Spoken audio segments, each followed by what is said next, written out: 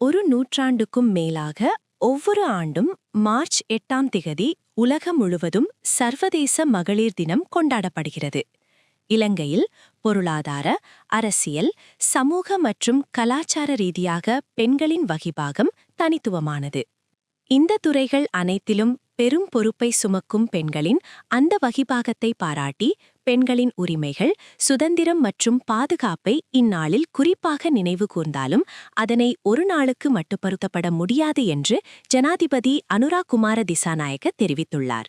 இந்நாட்டின் மக்கள் தொகையில் 52% பிரதிநிதித்துவப்படுத்தும் பெண் தலைமுறை இன்று நாட்டின் பொருளாதாரத்தில் பெரும் பங்கு வகிப்பது இரகசியமல்ல.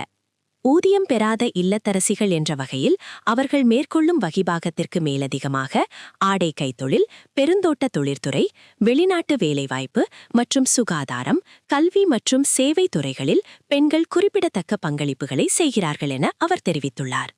அவர் மேலும் தெரிவிக்கையில், கடந்த 2025ஆம் ஆண்டில் ஒரு நாடாக நாம் அடைந்த பல பொருளாதார வெற்றிகளுக்கு பெண்கள் வழங்கிய பலம் முக்கிய பங்கு வகித்தது என்பதையும் நன்றியுடன் நினைவுகூர வேண்டும்.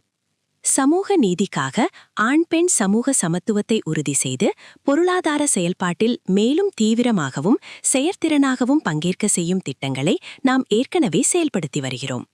நீதியான சமூகம், சுதந்திரமான நாடு மற்றும் சுதந்திரமான பெண் என்ற அபிலாஷையை அடைதல் வீட்டிலும், போக்குவரத்தின் போதும், சமூகத்திலும், வேலைத்தளத்திலும், அரசியல் களத்திலும் பெண்களுக்கு எதிரான அனைத்து வகையான வன்முறைகள் மற்றும் பாகுபாடுகளுக்கு எதிராக செயல்படவும், பெண்களின் உரிமைகளை பாதுகாத்து மேம்படுத்தவும் தேவையான கட்டமைப்பு ரீதியான மாற்றங்களை மேற்கொள்ள அரசாங்கம் என்ற வகையில் நாம் முன்னுரிமை அளித்துள்ளோம்.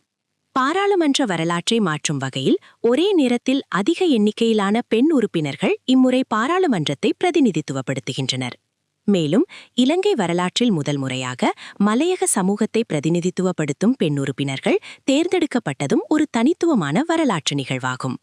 இந்த வகையில் நாட்டை பொருளாதார, அரசியல் மற்றும் சமூக ரீதியாக புதிய மாற்றத்தை நோக்கி இட்டு செல்ல நாம் ஆரம்பித்துள்ள வேலை திட்டத்திற்கு சமமாக அர்ப்பணிப்புடன் செயல்படும் வலுவான மற்றும் கௌரவத்துக்குரிய பெண்களின் தலைமுறையை உருவாக்குவது எமது பொறுப்பும் உறுதிப்பாடும் ஆகும் என்பதை வலியுறுத்துகிறோம்.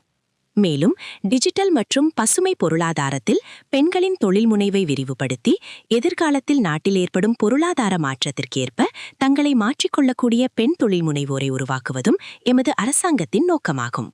இத்தகைய சூழலில் இலங்கை பெண்களின் பெருமையையும் வலிமையையும் உலகுக்கு வெளிப்படுத்தும் வகையில் பெண்களின் தலைமுறை செழிப்பான தேசத்தின் பெருமை என்ற தொனிப்பொருளின் கீழ் இந்த ஆண்டு மகளிர் தினத்தை ஏற்பாடு செய்தமைக்கு எனது பாராட்டை தெரிவித்துக் கொள்கிறேன்.